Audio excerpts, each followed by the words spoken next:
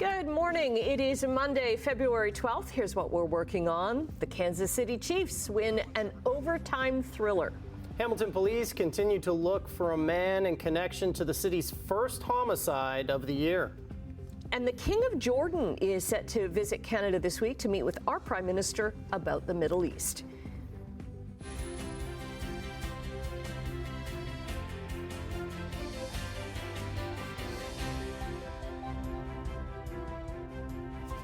So glad you're with us this morning. Matt Ingram in for, we're not going to say an ailing Tim Boland, a sleeping in Tim Boland. He hosted a big Super Bowl party last night. He told me he was studying for the LSAT. Really? Yeah. Okay. Is that what it is? Yeah. Okay, yes. Well, that's not what we know. Not accurate. Could be ailing, might not be. Just, yeah, you're right. We'll see how this Monday goes for him. Yes, he'll be back tomorrow. But nice to have you with us. Thank you very much. Nice to see you, Matt. Good to have you here. We're going to see a little bit of sunshine for the day today, but just a little bit. Those temperatures over the weekend. Saturday was spectacular. You know, we climbed all the way to 14 degrees on Friday. Wow. 14. Yeah, that's we crazy. Smashed the old record. Yeah, records fell. We had a beautiful weekend. It's back to a little more reality as we get into the day today and for the week to come as well. I mean, we're still going to be on the mild side. We're still going to hit 4 degrees for the day today. That's above seasonal for this time of year. The nice thing now is seasonal's changing, and I'll talk about that coming up. But we should see a mainly cloudy day. We'll talk about that coming up. Right to traffic here because we do have a situation. But here's the 403 and Waterdown Road area. That's our camera. It's doing okay. Yes, that camera is there. Here's the problem that we have on the QEW right now. This is the QEW at Mississauga Road. You're looking toward Credit River. So Toronto-bound lanes heading away from us. We have the left shoulder and 2 left lanes blocked through here. Just 1 lane is getting through at Mississauga Road. That's causing a backlog back to Lorne Park and Sheridan as well. So a little slow going through Mississauga. Otherwise, Red Hill Creek looks good, top of the Skyway, all the way through Appleby. Not a lot going on. Just that one situation. Where is it? There it is, Mississauga Road. All right, we'll look at weather and traffic coming up in a few minutes. Right now, the news. Thanks very much, Brian. Well, Hamilton police continue to search for a 22-year-old man wanted for killing his 56-year-old father on Saturday night. Simone Gavros joins us now from Stoney Creek Mountain with more. Simone? Hi, Annette. Well, the incident happened just near Mud Street and Trafalgar Drive on Saturday, just before 7:40 in the evening. Now, as you can see behind me, the house does still remain roped off with police tape, and there's 2 houses that are still blocked off here on scene, and there's a couple officers that still remain here because this is still an ongoing investigation. Now, police did release a photo of the suspect. They've identified him as 22-year-old Sukrog Chima Singh, who is the son of the 56-year-old man who was killed here. Now, police have identified him as Kuldeep Singh. He was found with severe injuries following an altercation, and he was taken to hospital where he was pronounced dead. Now, the incident is believed to be targeted, according to police. Chima Singh, who is known to police, is now wanted for first-degree murder, and witnesses told police that he fled the scene immediately. Mr. Chima Singh was last seen fleeing the area in a dark blue mid-size SUV. No license plate has been obtained. Hamilton police continue to canvass for video and speak with witnesses. If Mr. Chima Singh is located or seen, please call 911. Now, police say that the man is still armed and dangerous right now. They didn't confirm what kind of weapon he might have, but they did confirm that it's not a firearm. I did reach out to police this morning, and they said there's no updates at this time. Matt, I'll send things over to you. All right, thanks very much, Simone. Halton police have released images of a man accused of exposing himself at Oakville Place. They say on Friday afternoon around 5:30, a man in his 40s to mid-50s approached 2 teenage girls at the Dollarama in the mall. He's white with a gray goatee and short hair. He was wearing a gray baseball hat, a black hoodie, blue T-shirt, and khaki pants. He was driving a white Ford F-150 pickup truck with several items in the truck's bed. 24-year-old Halton Hills woman is missing. Halton police say Alex Murphy was last seen late Saturday afternoon near Kingsley Road in Acton. She's white, 5'2", with a slim build. She wears glasses and has black and red shoulder-length hair.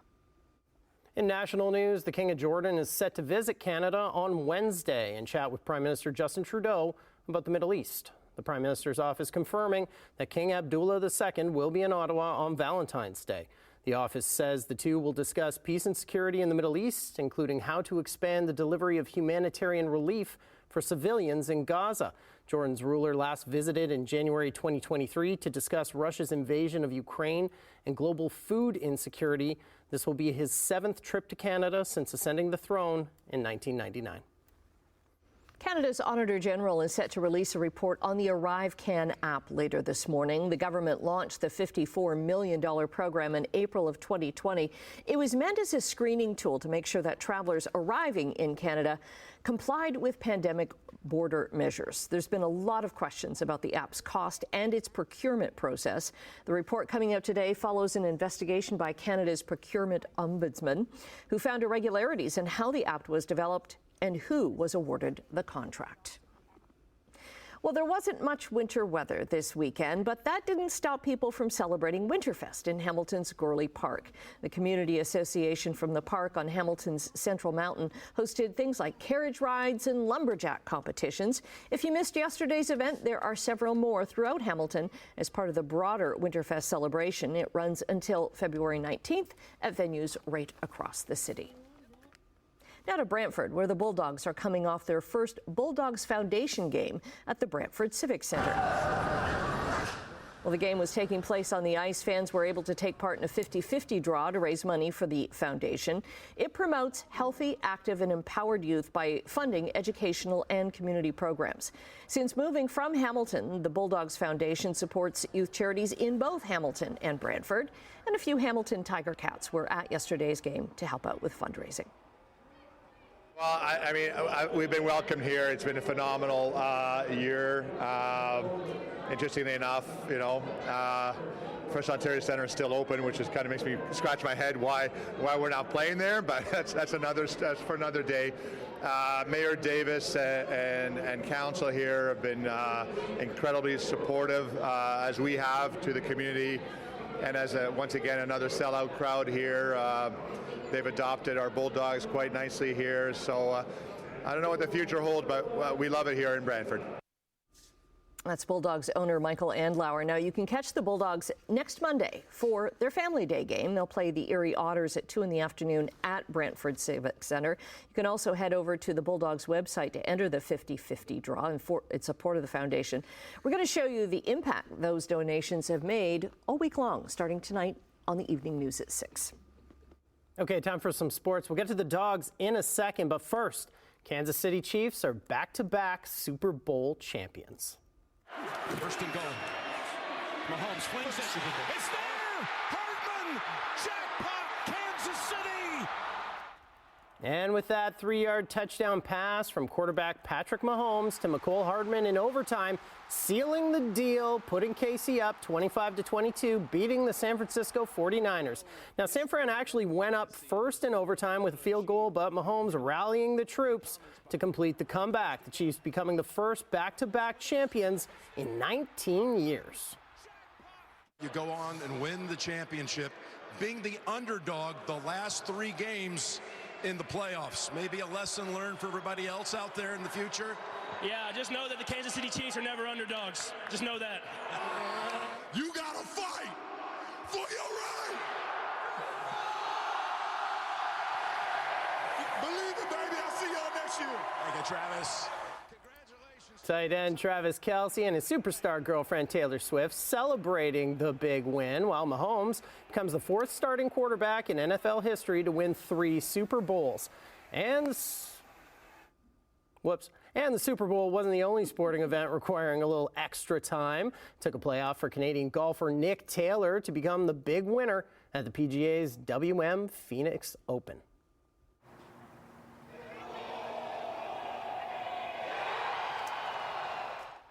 Woo, Taylor dropping that 11-foot birdie to beat American Charlie Hoffman on the second hole of a playoff after birdieing 3 of the final 4 holes in regulation.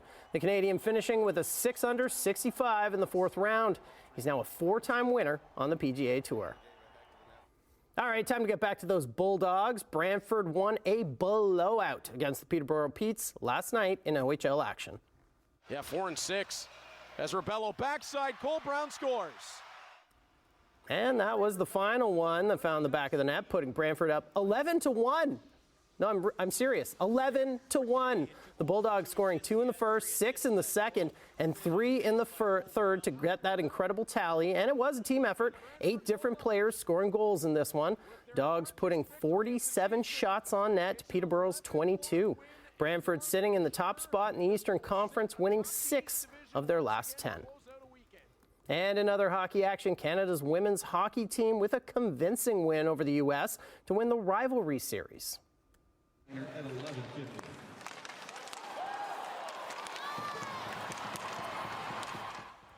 Natalie Spooner and Emma Malte each scored twice as the Canadians rout the Americans 6-1 in Game 7. Hamilton's Sarah Nurse adding 3 assists to the effort.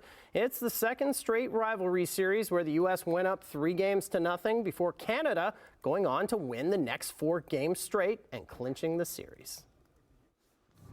Okay, are you ready for this Monday morning here, 12th of February already?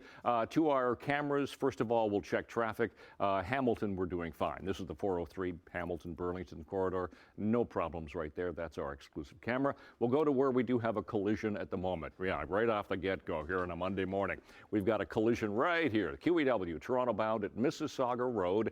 You're heading toward Cooksville Creek and the Credit River Bridge. So as you can see, we've got left shoulder, 2 left lanes are blocked. Are they opening up something here?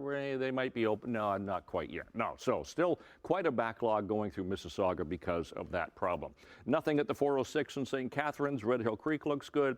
403 Junction at Brant, no problems. Ford Plant. And then, of course, that problem at Mississauga Road. But that's all we got right now. All right, to our temperature. And we are now at a seasonal daytime high.